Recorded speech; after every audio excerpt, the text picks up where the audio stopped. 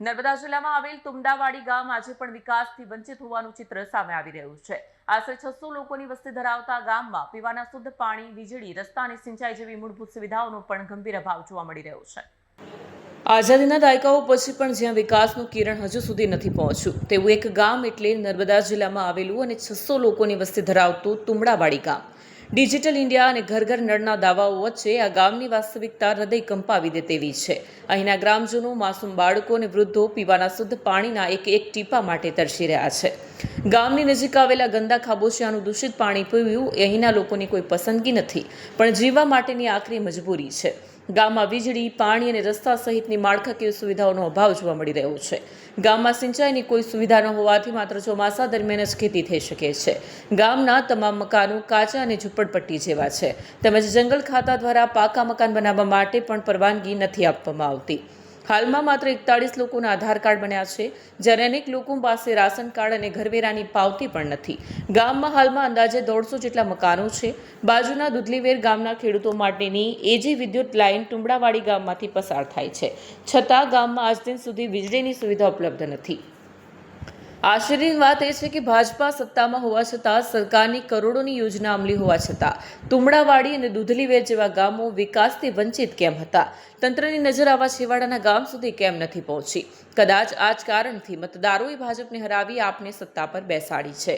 ત્યારે આપ પણ હવે વિકાસના કામો કેવા આગળ કરે છે તે જોવું રહ્યું। નર્મદા જિલ્લા પંચાયતના નવા પ્રમુખ બન્યા પછી સૌથી પહેલું કામ આ ગામમાં બોરવેલની સુવિધા કરાઈ છે। પીવાના પાણીની વ્યવસ્થા કરતા ગામમાં ખુશીનો માહોલ જોવા મળ્યો હતો। મેં આ તુમડાવાડી ગામ જાણવા મળ્યું કે આઝાદીના 78 વર્ષ બાદ પણ આ ગામમાં પાણીની સુવિધા નહીં, આંગણવાડી નથી, બાળકો નાના છે, ભણવા લાયક છે, પરંતુ આંગણવાડી કેન્દ્ર કે કોઈ સ્કૂલ નથી અને તદ્દન સુવિધાઓથી ગામ લોકો પીડાય છે। હાલ તદ્દન સુવિધાઓથી ગામ લોકો પીડાય છે। હાલ પાણીની સમસ્યા ના હોવાથી લોકો કતરડામાંથી પાણી પી છે। આ બધી અમે માહિતી ભેગી કરી ગામજનો સાથે મુલાકાત કરી ખાડી કોતરના પાણી પીતા હતા, તેને જોઈને અમારા ધારાસભ્ય સાહેબને રજૂઆત કરીને ધારાસભ્ય સાહેબની સૂચન મુજબ અમે આજે બોરની ગાડી લઈને અહીંયા પહોંચ્યા છે। ત્યારે બોરની ગાડી કરતાં ગામજનોને ઘણો આનંદ થયો અને તેના વચ્ચે અહીંયા લગભગ 150 જેટલા ઘરો છે।